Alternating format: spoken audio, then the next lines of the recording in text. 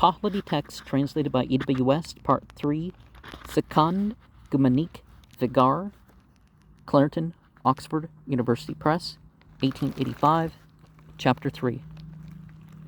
And as to that which is asked, thus, why does not the Creator Ahurmazd keep Ahriman back from evil doing and evil seeking, when he is the mighty maker?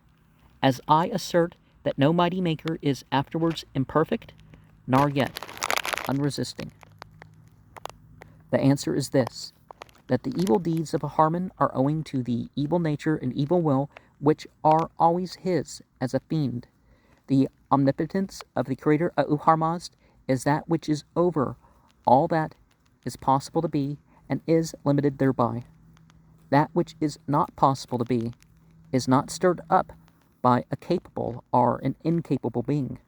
Whoever says it is so is not within the limits of understanding the words, because, though he said that it is not possible to be, he says again that the sacred being is capable of it, and that has brought it out of the limits of what is not possible to be. For then it is not the not possible, but the possible to be. As his capability is limited, so also is his will thereby, for he is sagacious, and the will of a sagacious being is all for that which is possible to be. And his will does not pass on to that which is not possible, because he wills all that which is possible and fit to be. If I say that the Creator Ahurmazd is able to keep Ahriman back from the evil which is his perpetual nature, it is possible to change that nature which is demoniacal into a divine one, and that which is divine into a demoniacal one. And it is possible to make the dark light and the light dark. Of the changing of a nature by its own self, those not understanding nature speak, who are uninformed of the nature of the result in actions and propensities, and they account the wolf and noxious creatures as a benefit, since the harm and evil which arises from mankind and cattle are not naturally their own, but are owing to the havoc, deceit, solicitation, and deluding of the fiend. They are from the like vileness of other fiends, who are such as the malice, wrath, and lust, which are mingled with mankind. Just as the swallowing of bitter medicine, which is mingled with poison, is not the accomplishment of happiness, but for the removal of the pain and sickness which are owing to an extraneous nature, bara gohar, as of a statement which is true or false. Through it may that, connected with a false statement, a righteous man is preserved from much harm and is ruined by that which is true. Mostly that benefit is not from the false statement, but from the removal of the destruction and evil which are mingled with the vile. And that harm is not from the true statement, but from the evil which is mingled with the vile.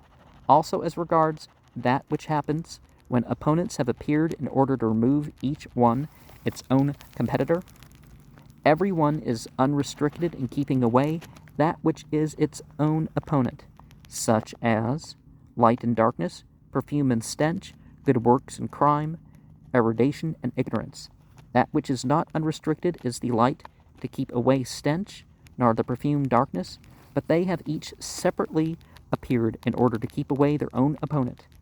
As to that too which they say, that in the dark night a righteous man is preserved from the lion, wolves, dogs, and robbers, while in the light day he becomes a captive in their hands.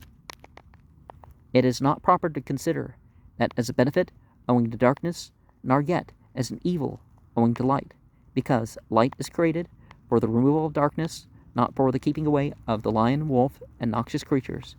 And there are many other things which are of this nature. On account of tediousness, this is collected merely as a summary, the virtue and understanding of you triumphant ones. are so much that you may obtain more from revelation. And as verse 39 implies, there's always more to get from the revelation that has survived. And I would also say the inspiration as well. And I didn't notice, it looks like basically on the other side of the creek, the neighbors have wide open spaces. They must have cut down all their trees and uprooted them, all that stuff, because that's just not normal, this neighborhood. But anyways, verse 35, while in the daylight he becomes a captive, or grow may mean a hostage. It's that which they say. So they say, so it's not necessarily in Revelation, because, you know, people do attack people who don't deserve it, day or night. Animals do what they do without being the moral executioners or something like that. For the purpose of arguing that evils are sometimes advantageous and may therefore form a part of the design of a beneficent spirit. Or perhaps the righteous person is immune in soul. Like the talk about the calamity. It's like all sorts of bad things physically can happen, but the spiritual things can happen if you approach things with the spiritual formulas and consciousness directed by those formulas. Then when the bad things hit, then it doesn't affect you as a soul in that way. Everyone is unrestricted, verse 30. Reading a tongue instead of the similarly written atuk, which would be the equivalent of the Pazand atu, the Sanskrit sakta, used by Naryasang. 35. And lust, evil passions which are personified as fiends. A lot of stuff, lust is just our desire, so like the reference in some of these religious texts imply the evil direction of desire, not just the criticism of our physical being or something. See the Denai Ma'inogi Charad, 41, verses 10 and 11. And in verse 20, who were uninformed of the nature of the result, Pazand God Asne, both here and in chapter 4, 56, 8, 122, 123, 126, 12, 64, evidently means disposition, peculiarity, and it's probably a misreading of the Pahlavi Guzin occasioned by some writer connecting the two letters Zn and so converting them into a T or D. In actions and propensities. Oh, that's a note there. And the results, the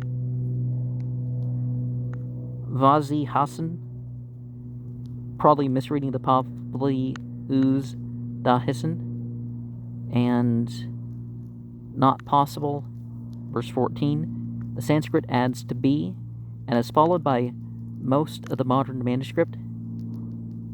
And no more notes for the first 13.